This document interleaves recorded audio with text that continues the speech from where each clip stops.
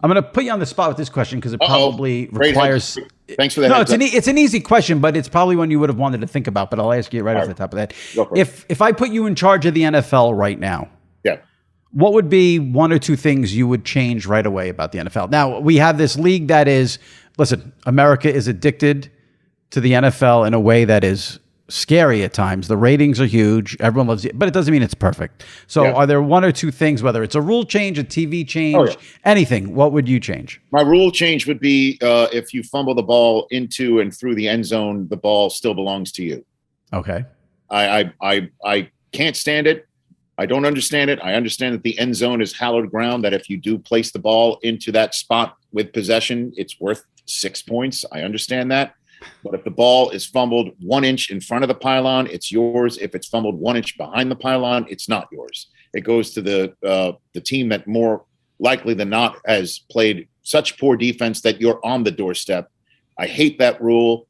And one day it will happen in a Super Bowl, and the whole country will be freaked out about it. And then we're going to spend the entire non-playing season with the competition committee fixing it.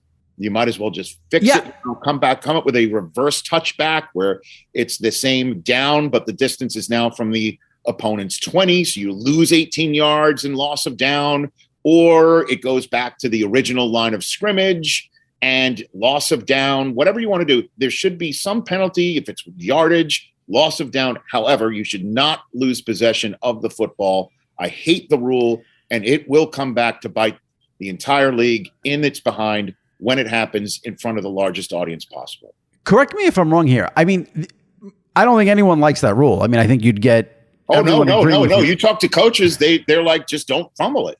You know, Belichick, you see Belichick's teams never reach out. I mean, they're not allowed.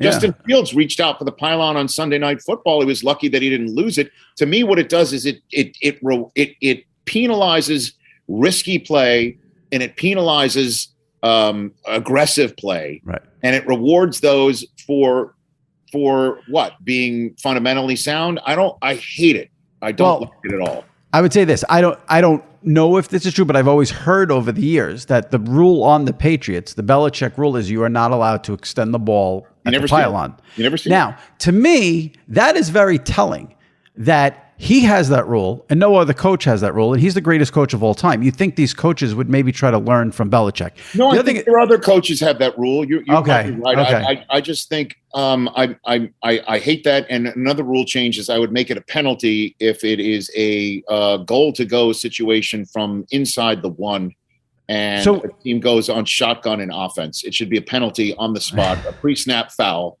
If you even go remotely close to shotgun inside the 1 yard line and it's inches to go, and you go shotgun, you might maybe have even a fine on the franchise, Jimmy. That would be another rule I would make. I don't love that one, I'll be honest. I think if the coach wants to be dumb enough to do that, you let him do it and they suffer the penalties. The other one, here's what I wanted to ask you about the first one, about the ball being fumbled through the end zone. Correct me if I'm wrong. You would know this way better than me. Does that rule change ever come up when they do the proposals? I've never even seen it. I keep bringing it up. I've brought it up to Pereira. I've brought it up to Blandino, and I've brought it up to multiple NFL executives and multiple competition committee coaches and general managers. And their answers are, it only happens 5, 6, 7 times a year. There's no reason to do it. All right. And just don't extend the ball. So right. No, I got you on that one. I think that one would be popular to change. All right. 2 weeks into the season, give me a couple of things, 1, 2, 3 items. And it could be anything. It could be a player. It could be a play, a game, anything. Give me like 2 or 3 things you absolutely love right now, 2 or 3 weeks into. Like for me, I am obsessed with Mike McDaniel. Can't get enough of him. Can't get enough of him. I love him too. I heard about him, believe it or not, first time I ever heard his name mentioned was the comedian Dan Soder, who came on my show in studio. Those who watch Billions know him as Maffei. And he told me about a friend of his who was the run game coordinator for the San Francisco 49ers, who told him about a play that they were going to run in the first series, sets of downs for the 49ers in an upcoming game, saying, we've got a play in, and it's going to go for a touchdown. And he watched the game and it went for a touchdown. And he said he's brilliant. He's going to be a coach one day. And we're like, okay, sounds good. And then he became a head coach years later. And, Soder mentioned how he's funny, and McDaniels sort of sounded funny as well. So when he first came on the program, I said to him, I have 3 of my favorite coaching cliches. I'm going to help you out. You should try to avoid these, or do me a favor, use any of them in your. Oh, yes. I remember. Okay. Yep. So I gave him the 3 coaching cliches of it is what it is. You can control only what you can control. And I don't have a crystal ball. Those are the 3. The you can control only what you can control can be removed during training camp season when there's a holdout, and you reinsert the cliche of I'm only talking about the guys who are here. So I gave him those options, and he said not only was he going to do it, he's going to do it in his next press conference at the Combine, and he did all 3 of them. I walked up and high-fived him, and that made NFL. Yes, that was I covered that in my column. That was one of the things that got me into Mike. I mean, I was into him from the beginning. Yeah, right. And just a breath of fresh air. And now you're seeing. I just had today on today's show Andrew Hawkins. Another fellow Roku channel host, and he told a story about Mike McDaniel was his position coach when he was with the Browns in 2014, and McDaniel taught him how to get off the line of scrimmage with certain steps that he said if you use these steps off the line of scrimmage, I guarantee you're going to get a free release every time. And Hawkins said that he was being taught these releases that were counter to what he's been taught his entire playing career. But McDaniel rethought it, said, try this. And he said it worked every time. And I said, so you're meaning to tell me that this is the information that's now been downloaded to Tyreek Hill and Jalen Waddle? And right. Yep. Right. And I'm like, so you watch the Ravens game and you're sitting there going, yep, I know this is what's happening. And so that is a great story. It's so bizarre to hear you mention Mike McDaniel coaching in 2014 because he looks like he's 12. So that's a trip just to hear that. It's so fun. This is when he, as he mentioned this past week, when he was assisting, was unshowered between Sunday through Wednesday. So right. Do you think any other coach? You don't have to name a name, but do you think there's any other coach in the NFL who would have used the phrases in the press conference that you would ask them to do? Oh man, let me think about it. The answer is no. Probably not. Probably not. He definitely is. I could tell that he had some sort of way about him that was unique and unconventional. But yeah. But then again, you put yourself out there because if you flop, if you start making decisions similar to Nathaniel Hackett in your first 2 games. I'm serious. And I'm not saying guy can't coach. Right. I'm talking about. He's a first-time head coach too, who's an offensive mindset. And Nathaniel Hackett's dad was in the profession for decades. So, so if you come out of the box and you're not winning, or you're making decisions that make you wonder if you can hack it, and that's not. I'm not saying that.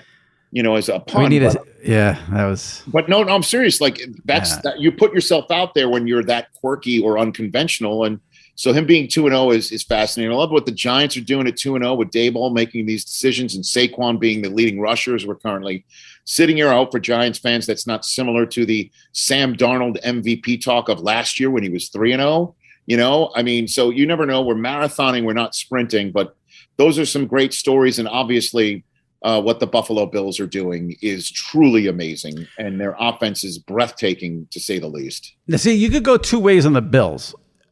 Everything you said is true, and I'm not trying to be negative in any way, shape, or form about the Bills, but I have a feeling a lot of Bills games are going to be unwatchable. That game on Monday was unwatchable. Once they get, they're going to be up 21 points at halftime in a lot of their games. If these games are unwatchable, they will be big news stories because I've got their schedule in front of me here. After they visit Miami, they're at Baltimore. They're going to be at Kansas City week 6. They're home for Green Bay week 8. All right. They're home for Minnesota week 10. They're at New England week 13. They've got. They will kill Minnesota and New England, especially New England. New England can't keep up with them. They take on Miami again, and they're at Cincinnati week 17. Going into the season, if the Bills were the consensus pick, I chose them as well. Yeah. You would have thought, okay, the teams that they're going to have to beat is last year's 1 seed, Tennessee, check. They're going to have to beat, obviously, the Rams, last year's Super Bowl champs. That was check number one. Then you think you're going to have to obviously win your games in division. That's a check. They're going to have to check that box week 3. They're going to be actually at Kansas City, which has been their bugaboo the last 2 years, beating Green Bay, maybe when they face them. I mean, honestly, and Cincinnati last year's AFC division champions.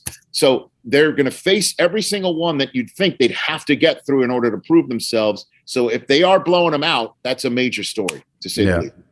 I think we'll see how it plays out. You just reminded me when you mentioned that you and your crew got a lot of blowback when you did your Super Bowl predictions because every single person on the NFL Network who picked the Bills. We don't plan that out in the same way that we don't plan out, what suit we're wearing. And sometimes we're all wearing the same color. We look like we're NFL Network security. We don't do that. We just say what we believe. And thankfully, the biggest blowback, though, wasn't that. It was Michael Irvin choosing Kirk Cousins as his MVP. So we got that. I don't think anything will top. Nothing's going to top Desmond Howard's college football final. And that was. I mean, in Desmond, of all the teams to try and blow it up, it's Appalachian State. So you got it. They got a Michigan man again. Texas A&M and right. That was rough.